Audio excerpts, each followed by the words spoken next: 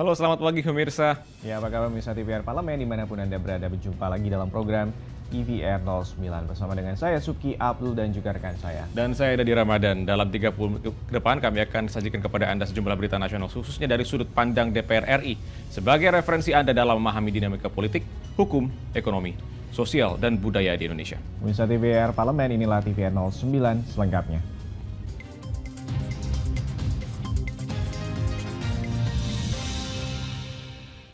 Kita awali pagi ini dengan berita dari Komisi 4 DPR RI yang mendukung upaya pemerintah daerah Provinsi Riau dalam mengarahkan masyarakat untuk mengembangkan budidaya lebah madu hutan demi mencegah alih fungsi lahan gambut menjadi perkebunan sawit, sekaligus sebagai upaya pencegahan terhadap kebakaran hutan.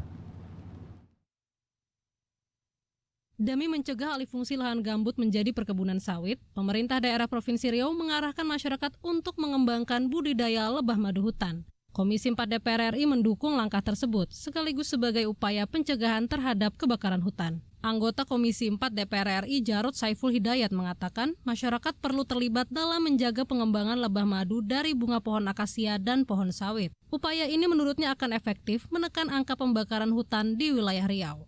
KLHK dan Kementerian Pertanian untuk bisa membina, untuk bisa mengembangkan petani-petani yang mengembangkan ternak lebah untuk bisa menghasilkan madu, dan pemerintah bisa sebagai off-taker untuk mengambil hasil madu yang dihasilkan oleh mereka-mereka yang bertempat tinggal di lahan gambut dan budidaya akasia, ya, supaya tidak ada lagi terjadi pembakaran hutan untuk sekedar untuk dijadikan kebun kelapa sawit.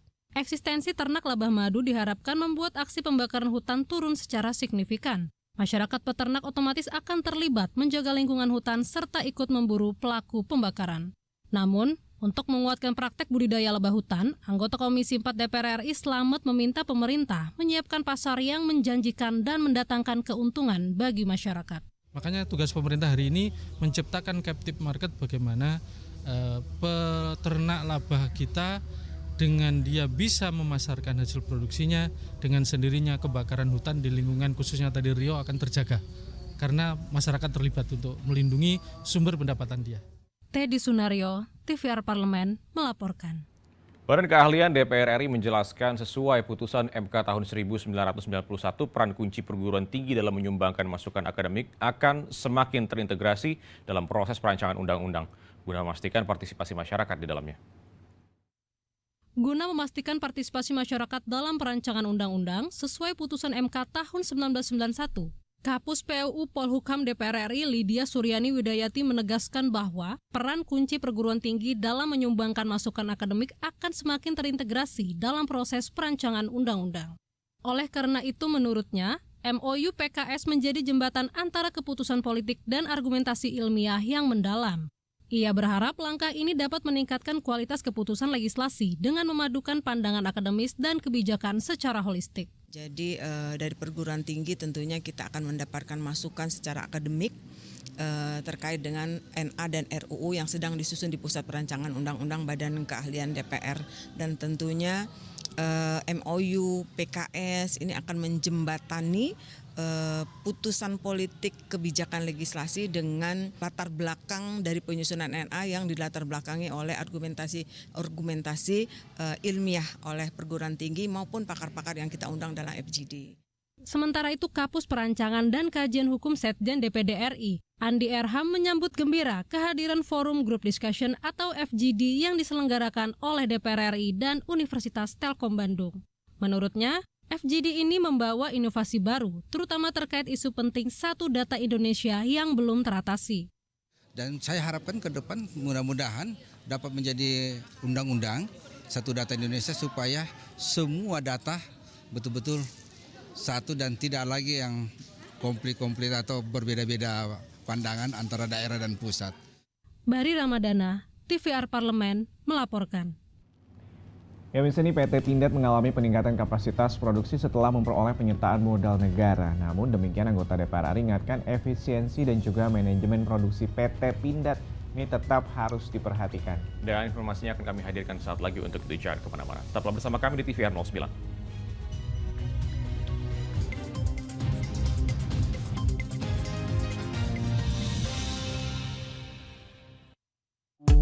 DPR RI memiliki fungsi diplomasi dalam menjalankan politik luar negeri sesuai dengan pasal 116 Undang-Undang MD3. Kontribusi aktif BKSAP DPR RI memainkan peranan penting dalam memenangkan persaingan global melalui IPU, IPA, IPPF, AIPA, dan PUIK. BKSAP memiliki komitmen yang tinggi dalam krisis kemanusiaan dunia. Fungsi diplomasi dijalankan untuk mendukung upaya pemerintah dalam melaksanakan politik luar negeri. Sini ditambang. Konflik yang terjadi, Sini tidak mengizinkan. masalah yang tersisihkan menjadi kesenjangan sosial. Ya namanya rakyat kecil gak bisa apa-apa, mau komplain juga gak didengar. Sebab apa? Itu menyangkut isi perut kami semua. Bagaimana memutus keterbatasan untuk didengar? Jadi kalau misalnya masyarakat sudah merasa tidak lagi ada yang memperjuangkan aspirasinya, maka masyarakat memang sangat berhak untuk meminta dewan yang mewakili mereka di parlemen. Kami menyusuri batas-batas peristiwa, mengurai berbagai polemik yang terjadi, meluruhkan suara-suara marginal, menjadi nyata dalam setiap aspirasi, melaksanakan tugasnya sebagai wakil rakyat. Saksikan Aksi Dewan setiap hari Senin dan Rabu pukul 10.30 waktu Indonesia Barat hanya di TVR Parlemen.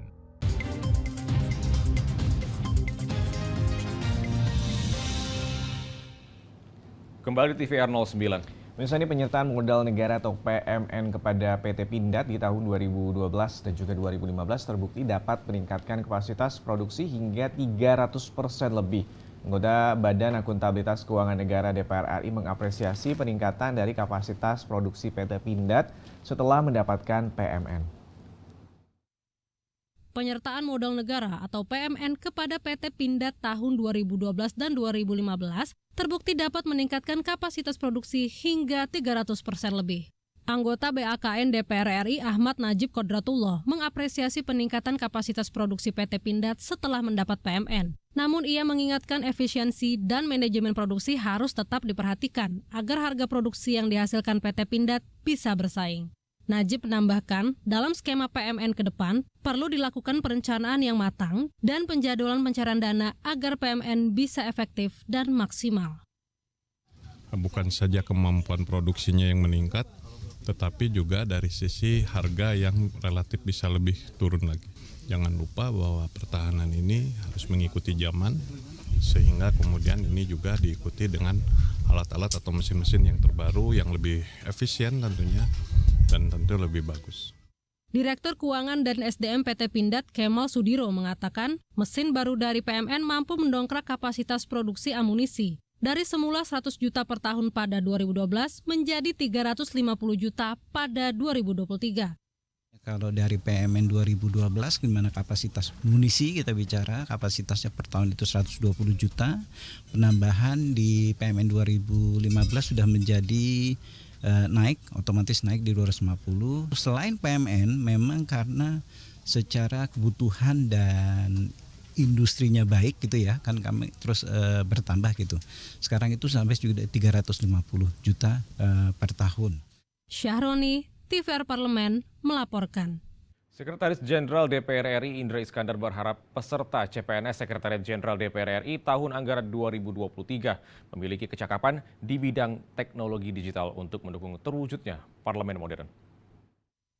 Pada penerimaan CPNS tahun anggaran 2023, Sekretariat Jenderal DPR RI menggelar tahapan seleksi kompetensi dasar secara simultan di 5 daerah guna menyaring pegawai yang mumpuni dan memiliki kecakapan di bidang teknologi digital untuk mendukung terwujudnya parlemen modern.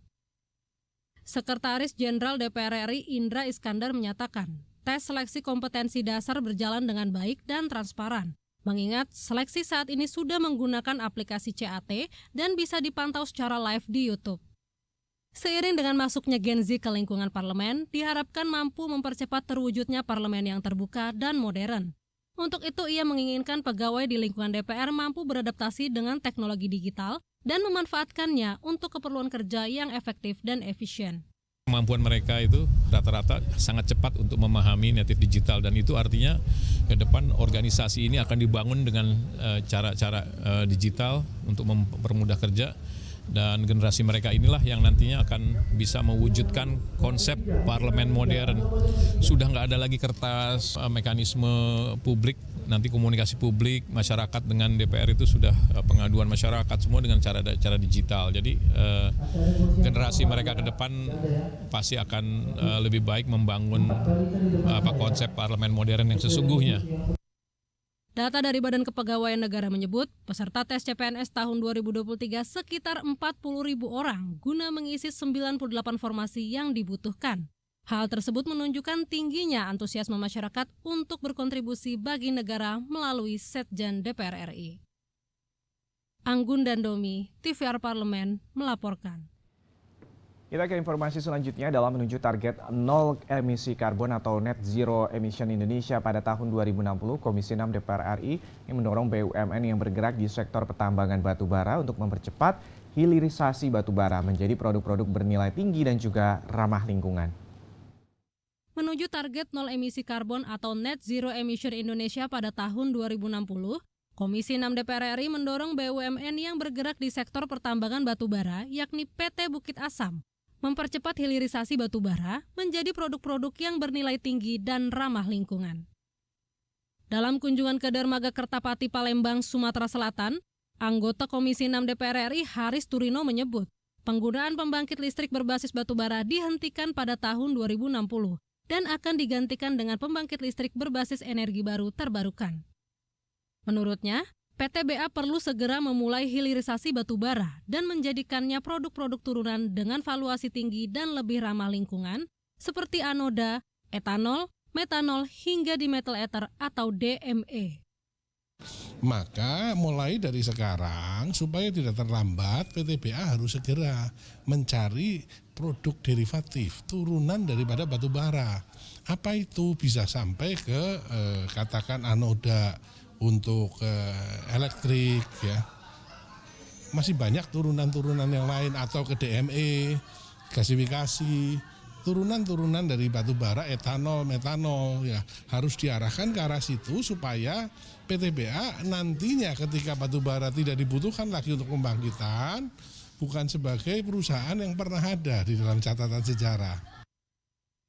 Lebih lanjut, Haris meminta pemerintah memberi dukungan nyata kepada PTBA dan perusahaan lainnya yang mengarah ke energi hijau melalui keberpihakan regulasi dan tata kelola yang baik.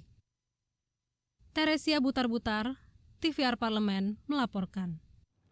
Data Badan Pangan Nasional menunjukkan ketersediaan bahan makanan pokok dianggap cukup untuk memenuhi kebutuhan masyarakat Indonesia pada perayaan Tahun Baru dan juga Natal 2024. Tapi ini beberapa komoditas pangan terpantau mengalami kenaikan harga, di antaranya seperti beras premium, bawang, hingga daging sapi. Informasinya akan kami hadirkan saat lagi, untuk itu jangan kemana-mana. Tetaplah bersama kami di TVR 09.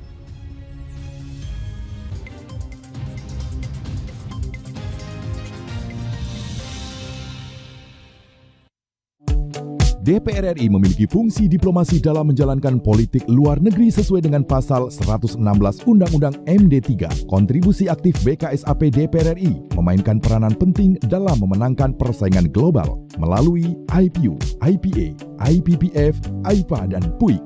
BKSAP memiliki komitmen yang tinggi dalam krisis kemanusiaan dunia.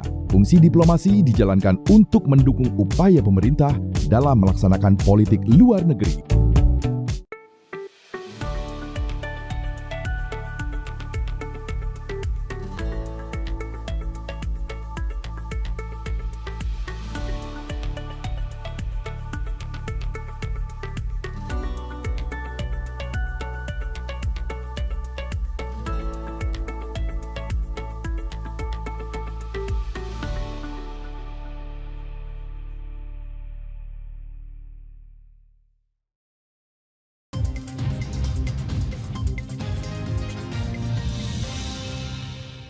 Terima kasih Anda masih menyaksikan TVR 09. DPR RI mendesak pemerintah segera menekan harga dan menjamin ketersediaan bahan pangan di seluruh wilayah Indonesia sebelum terjadi inflasi yang sudah menjadi tantangan tiap tahunnya. Nah, saat memantau ketersediaan pangan di Sulawesi Selatan, Wakil Ketua Komisi 4 DPR RI Anggita Ermarini berharap harga bahan pangan ini dapat lebih stabil dan juga terkendali menyesuaikan daya beli masyarakat.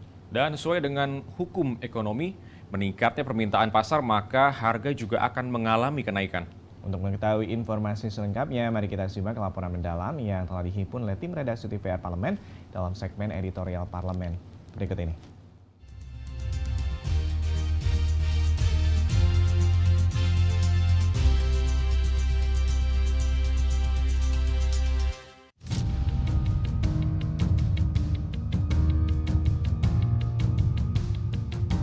Data Badan Pangan Nasional menunjukkan ketersediaan bahan makanan pokok dianggap cukup untuk memenuhi kebutuhan masyarakat Indonesia pada perayaan Natal dan Tahun Baru 2024. Akan tetapi, beberapa komoditas pangan terpantau mengalami kenaikan harga, di antaranya komoditas beras premium, bawang, hingga daging sapi. Menanggapi hal tersebut, DPR RI mendesak pemerintah segera menekan harga dan menjamin ketersediaan bahan pangan di seluruh wilayah Indonesia sebelum terjadi inflasi yang sudah menjadi tantangan tiap tahunnya. Seperti saat memantau ketersediaan pangan di Sulawesi Selatan, Wakil Ketua Komisi 4 DPR RI Anggia Ermarini berharap harga bahan pangan dapat lebih stabil dan terkendali, menyesuaikan daya beli masyarakat. Kalau ketersediaan, kalau menurut saya masih cukup. Ya, dari beberapa masukan Bappenas juga menyatakan kalau itu cukup. Cuman harganya yang naik inilah yang kemudian jadi catatan karena nggak ramah terhadap konsumen kan. Memang agak dilema karena masyarakat petani seneng banget kalau misalnya harganya naik. Tapi kalau terlalu naik kan ya konsumennya juga repot juga gitu. Itu sih. Harus ada penstabilan harga. Jadi naiknya ya boleh tapi jangan tinggi-tinggi. Jadi kayak misalnya operasi pasar itu bagian dari cara intervensi negara untuk bisa menstabilkan harga. Terpantau kenaikan harga bahan pangan mulai terjadi di kota-kota besar. Wakil Ketua Komisi 6 DPR RI Martin Manurung meminta pemerintah memperbaiki pola distribusi agar harga dan pasokan bisa kembali stabil. Ya, itu yang memang waktu rapat dengan Pak Menteri Perdagangan juga kami sudah katakan ya. Kan itu harus dicek di lapangan. Kemudian penyalurannya seperti apa. Karena kalau kita lihat sebenarnya tidak semua wilayah juga tuh banyak terjadi kenaikan, tapi umumnya di kota-kota yang besar. Nah, ini kan berarti ada sesuatu di sini dari penyalurannya. Kan harusnya kalau memang dia terjadi secara meluas mungkin ada persoalan di sisi supply-nya. Tapi ini ternyata setelah kita dalami lebih lanjut dia cenderung hanya di kota-kota besar saja. Sesuai dengan hukum ekonomi, meningkatnya permintaan pasar, maka harga juga akan mengalami kenaikan. Anggota Komisi 4 DPR RI Suhardi Duka mendorong pemerintah melakukan operasi pasar atau mengeluarkan kebijakan subsidi silang bagi masyarakat kurang mampu agar dapat meningkatkan daya beli masyarakat. Jadi itulah situasinya. Dengan demikian saya berharap kepada pemerintah dalam rangka yang pertama adalah harus tersedia semua kebutuhan pokok dalam rangka Nataru. Yang kedua, pemerintah harus segera menurunkan paket-paket kurang lebih 400 triliun untuk bantuan masyarakat miskin sebagai bantal penyangga kemiskinan kita itu. Nah, kalau itu turun, ya walaupun harga agak naik, tetapi daya beli masyarakat kita masih bisa. Selain memastikan ketersediaan stok pangan, pemerintah juga harus meningkatkan pengawasan agar tidak terjadi penimbunan bahan pangan. Semua stok yang disiapkan ini harus betul dikendalikan dengan baik. Kalau bila perlu harus operasi pasar. Jadi sehingga kebutuhan-kebutuhan pokok yang di pasar ini tidak lagi hilang. Kenapa? Karena banyak permainan-permainan menjelang hari-hari besar ini. Nah, tentu permainan ini juga pemerintah harus tindak tegas. Sehingga tidak ada yang coba-coba main di saat masyarakat membutuhkan, di saat kebutuhan begitu tinggi. Kenaikan harga pangan dapat memicu terjadinya inflasi yang berpengaruh pada menurunnya daya beli masyarakat. Maka DPR RI menekankan butuh kerjasama antara pemerintah pusat dan daerah dalam menjaga stabilitas harga pangan dan mengendalikan inflasi. Tim redaksi TVR Parlemen melaporkan.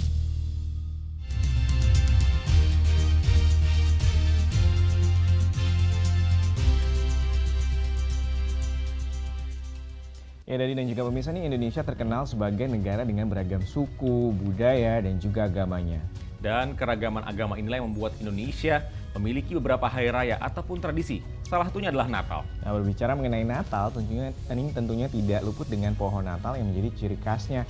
Seperti apa sih sejarah di balik pohon Natal ini? Jangan kemana-mana, tetaplah di TVR 09.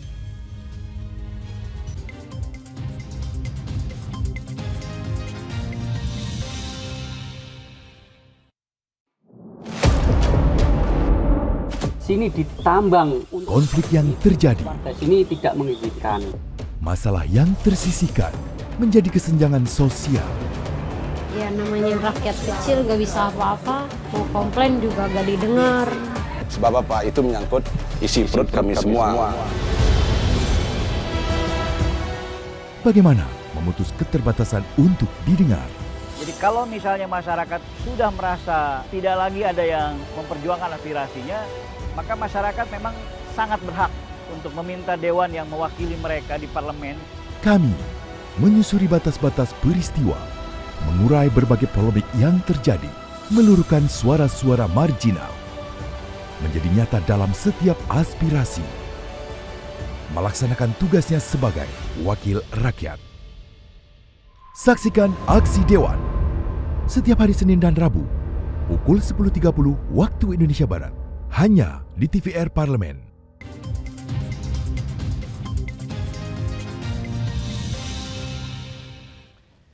Kembali lagi di TVR 09. Ya pemirsa, Natal selalu identik dengan warna merah, hijau, dan segala hal yang berkilauan. Dan menghias pohon Natal ini menjadi tradisi yang tidak dapat dipisahkan dari perayaan Natal. Dan tentunya pohon Natal yang menjadi simbol kegembiraan tentunya memiliki sejarah panjang. Dan tanpa berlama-lama lagi, mari kita saksikan asal-usul pohon Natal dan serba-serbinya pada segmen Intips, informasi dan tips. Berikut ini.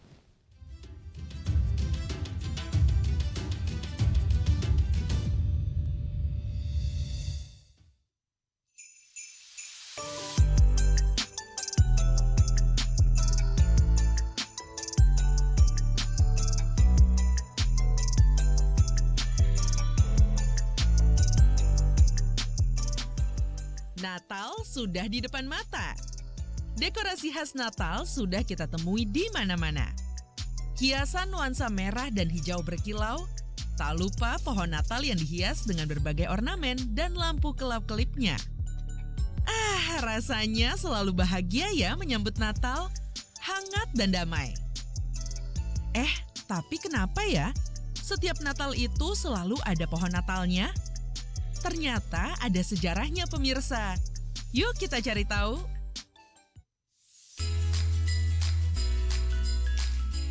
Ternyata tradisi menggunakan pohon Natal berasal dari Jerman pada abad ke-16. Salah satu versi kisahnya bermula dari kebiasaan masyarakat Jerman untuk menghormati pohon yang tetap hijau di tengah-tengah musim yang dingin. Awalnya pohon Natal dihias dengan buah-buahan dan kue sebagai simbol kesuburan. Orang Jerman percaya bahwa menghias pohon tersebut membawa keberuntungan dan perlindungan. Seiring waktu, tradisi ini menjadi semakin populer.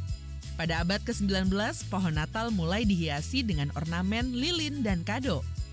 Lalu tradisi ini pun menyebar ke berbagai bagian Eropa dan kemudian ke Amerika Serikat melalui imigrasi dan pengaruh budaya. Nah, sejak itu, penggunaan pohon Natal sebagai simbol Natal terus berkembang dan menjadi bagian tak terpisahkan dari perayaan Natal di seluruh dunia. Memilih pohon untuk dihias saat Natal juga tidak sembarangan pemirsa. Pohon yang umum digunakan untuk pohon Natal adalah pohon jenis pinus. Misalnya pine scots dan pine noble. Atau pohon jenis fir seperti Fraser fir dan balsam fir.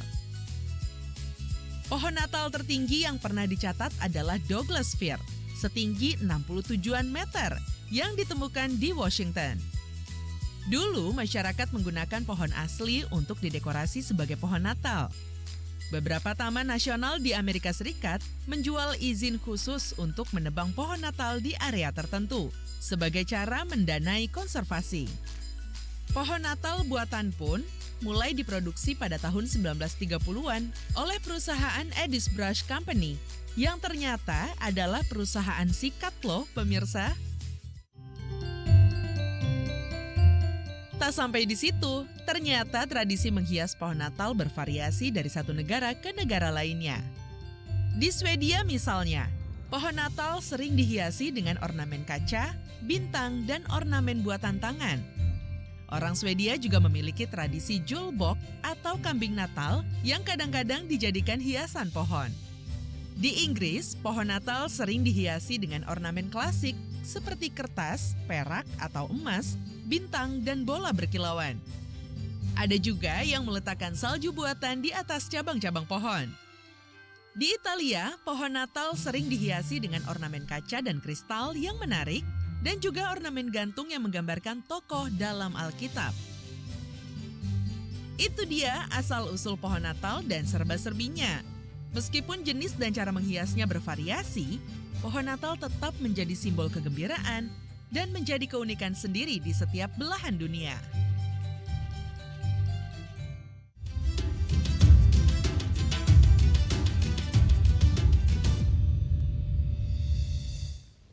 Dan di penghujung acara kami informasikan kepada Anda pemirsa bahwa saat ini DPR RI sedang memasuki masa reses di mana seluruh anggota Dewan kembali ke daerah pemilihannya masing-masing untuk melaksanakan fungsi representasi DPR, menyerap dan menindaklanjuti serta memberikan pertanggungjawaban kepada konstituen di daerah pemilihannya.